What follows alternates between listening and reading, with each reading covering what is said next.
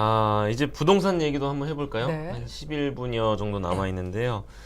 추석 연휴에 뭐 부동산 얘기 안 나왔을 리 없지 않습니까? 그렇죠. 요즘 뉴스에도 계속 하루하루 멀다 하고 나오고 있는데 집값이 계속 떨어지고 있고 또 근데 정부가 이걸 적극적으로 부양할 생각은 또 없어 보이고 그럼 이제 아직 더 떨어진다 이렇게 봐야 되는 거겠죠? 그렇죠. 우리가 지난 대선도 봤고요. 그 전에 선거도 봤지만 부동산 이슈가 갖고 있는 그 존재감, 영향력이 엄청나게 폭발력. 큽니다. 예. 하고 그것은 오르는 것을 더 싫어하는 거죠. 이 표는. 그런데 이제 이거 약간 정치공학적으로 해석한다면 총선이 이제 있잖아요.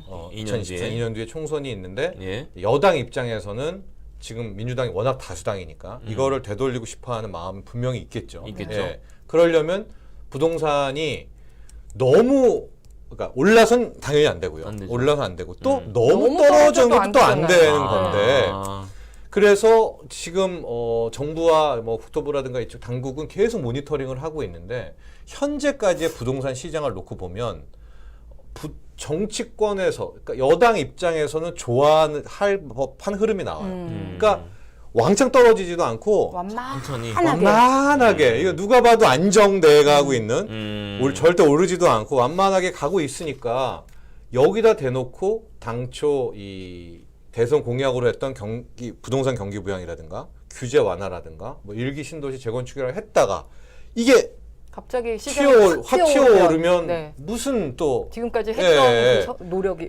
그러니까 아무것도 안 하고 정부가 부동산 시장은 계속 하락하고 벌써 뭐 14주 이상 뭐 계속 그것도 낙폭이 폭락도 안 나와요. 아마 여러분들이 더 잘 아시겠죠. 빠졌다 하는데 실제 폭은 오른 거에 비하면 없고. 아니, 오늘 기사는 13년 만에 세계 금융위기 이후 최고로 떨어졌다라고 했는데 그래도 얼마 안 되거든요. 그렇죠. 이게 주간 하락률이기 때문에요. 얼마 안 되고 오른 거에 비하면 또 얼마 안 되고. 그렇죠.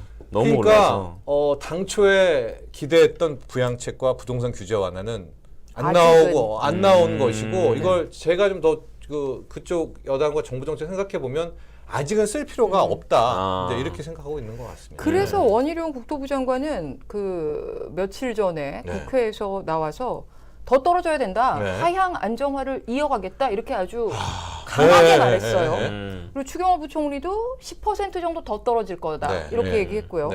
시장 상황은 어떻습니까? 근데 이게 또 말하는 것과 숫자를 보는 것과 시장에서 체감하는 건 좀 다를 수 있거든요. 시장에서는 어떻게 얘기를 하고 있나요? 이제 두 분의 발언을 좀 먼저 봐야 되는데 이제 추경호 경제부총리가 그때 관훈 클럽이었었나요? 이제 부동산 뭐 얘기하다가 그러니까 기자들이 이제 못 참고 더 노골적으로 질문하잖아요.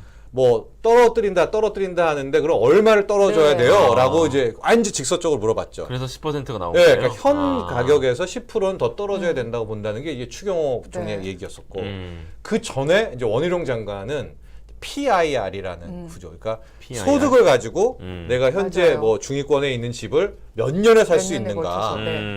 이게 과거에 8년, 9년이었었어요. 10년 안짝이었었는데 지금은 이게 막 17년, 18년인 거예요. 아이고. 근데 생각해 보세요, 여러분. 월급을 우리가 한 푼도 안 쓸 수는 없잖아요. 없죠.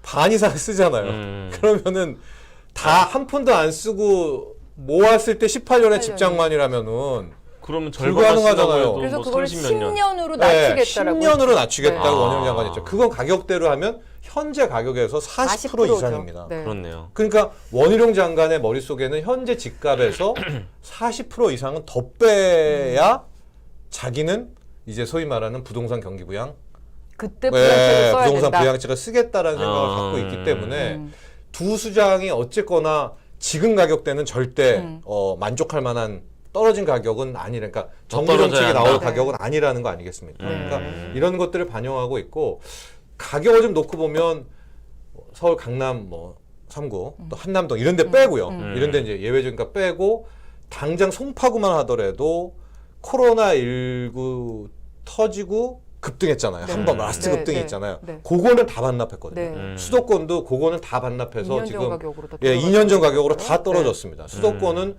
거의 2019년까지도 내려온 데도 있고요.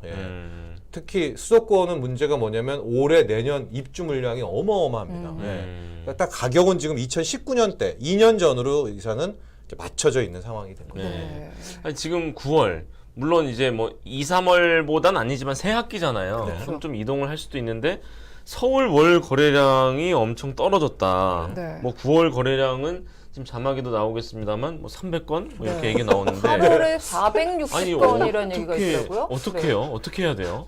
서울의 아파트가 뭐 집계주마다 좀 다르지만 한 180만 네. 호 정도가 있어요. 뭐 200만 잡고 거래가 180만 아파트 뭐 중에서 460건이라고. 그게 8월이고요. 9월은 300건. 추석이었었죠. 누가 네. 추석 전후 누가 집 보러 갑니까? 아. 매매가 거의 없다고 봐야 되겠죠. 그쵸, 그러면 그쵸. 이제 역대 최저의 거래량이 이제 나오고 있는 것이고요. 아마 우리 청취자분들 알겠지만은 지금 집 샀다는 사람, 집 산다는 사람도 아무도 없죠. 아무도 없습니다. 그런데 반대로 이제 팔려는 쪽에서도 급매를 내놓지는 또 않고 있어요. 그러면은 이대로 어떻게 가느냐? 계속 싸움이 붙겠죠. 계속 싸움이 붙겠고 첫 번째 조건은 역시 금리일 겁니다. 네. 예, 금리의 마지노선에서 금리가 계속 올라갈 때 누가 먼저 항복하느냐, 누가 먼저 이탈하느냐를 가지고 이제 계속 이게 이렇게 불태울 텐데 이런 거 빼고 가격적으로 좀 전문가들이 예상하는 가격 라인들이 좀 있어요. 네.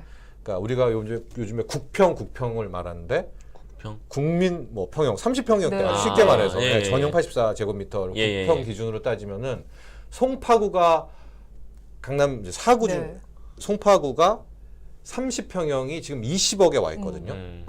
근데 그 20억이 깨져야 거래가 이제 실리지 않겠느냐. 강남 쪽에서는. 강북에서는 뭐 이런 대장 아파트들이 마포구나 이런 데가 네. 뭐 진짜 높이 올라가다가 지금 최근에 30평형이 15억까지 강북은 네. 또 내려왔거든요. 요 강북 30평형 15억 라인이 깨져야 그나마 거래가. 또 거래가 나오지 않겠는가. 가격적으로는 좀 이렇게 예상은 하고는 있는데요. 예, 예. 그래도 지금 이런 금리 인상기에 그래도 집 거래는 살려는 그럼요. 사람들은 아니 300건이 낮은 수치긴 한데 300건도 신기할 정도로 지금 계속 그렇죠. 떨어지고 있으니까. 그 300명도 그래서 뭐지? 네. 정말 급급매를 사야, 하는 건가? 되는, 사야 아. 되는 분들인 거죠. 급매가 네. 있죠. 왜냐하면 아. 일가구 팔아야 되는 사람들이 있어요. 있고. 네. 일시적 이주택자 같은 경우에 그럼요. 세금 내느니 네. 막 3억씩 떨어뜨리는 게 그렇죠. 훨씬 유리한 네, 분들은 급한 그렇죠. 사정이 있는 분들은 어쩔 수 내놓고 없는 그때 거죠. 받아먹는 사람이 네. 또 있고 이런 거죠.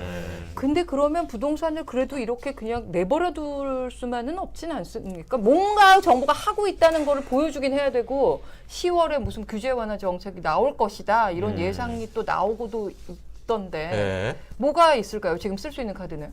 근데 안 쓸 것 같고요. 제가 보기에 쓸 수 있는 카드도 없는 것이 이 대출이 결국은 집을 사게 되는 거잖아요. 예, 원래 좀 살짝 맛보기로 던졌던 게 15억 이상 네. 주택담보대출 네, 그거 풀어준다라고 풀어준다. 했다가 난리 와 났죠. 하니까 이제 아예 논의조차 안 네. 했다라고 했기 때문에 대출은 못 건드릴 것 같거든요. 음. 그러니까 암만 뭐 LTV, DTV를 풀어줘도 DSR이 살아있는 한 네.